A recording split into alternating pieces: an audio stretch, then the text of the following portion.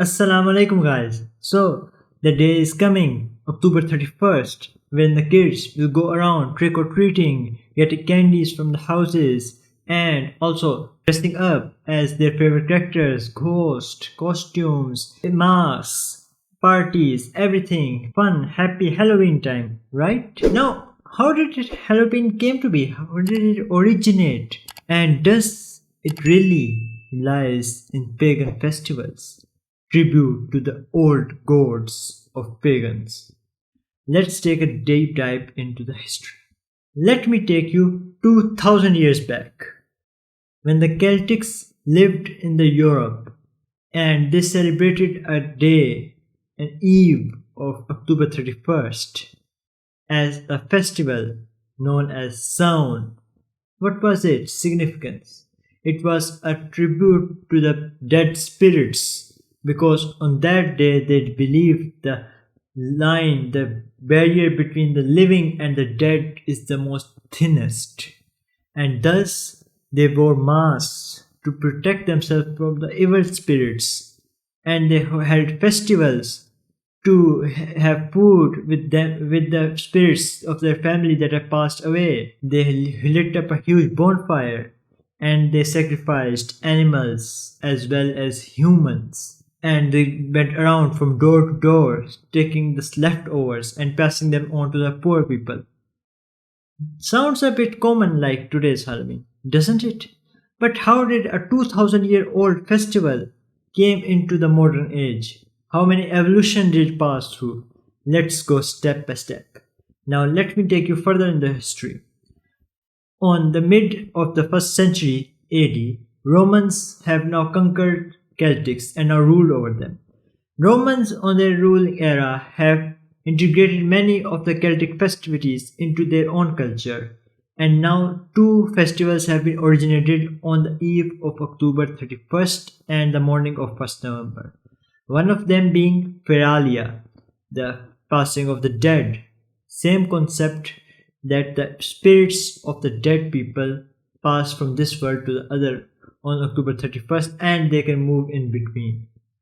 And the next festival was a tribute to the Roman goddess of fruit and trees, Pomona. Now, the interesting thing about Pomona is, if you see in this picture, she is presented to be holding apples. So, what's so special about the apples here? Well, you might have heard of this tradition of Halloween that happens in many countries, bobbing apples. Yep, that is rooted into the Pomona, goddess of fruit and trees, the Roman goddess. Let's move further into the history.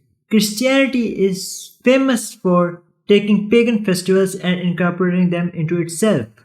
For example, Christmas, Easter, and now Halloween as well. But how did it happen? In 7th century AD, Pope Boniface IV started a festival to celebrate the martyrs, Christian martyrs, on May 13. That festival was later moved on to November 1st, or more specifically, the eve of October 31st, coinciding with the Halloween, modern day Halloween. Coincidence? But that festival was also then further extended to not only just Christian martyrs, but also to the saints, a tribute to the saints. Now that festival was named as All Saints' Day, or more famously as All Hallows' Day or All Hallows Mass, and the eve of the October 31st came to known as All Hallows Mass Eve, or more specifically, Halloween. As the Europeans started to settle in America, this pagan festival also moved there, and there it was celebrated as well with the masks and all the dresses, costumes, trick-or-treats, and all the other festivities.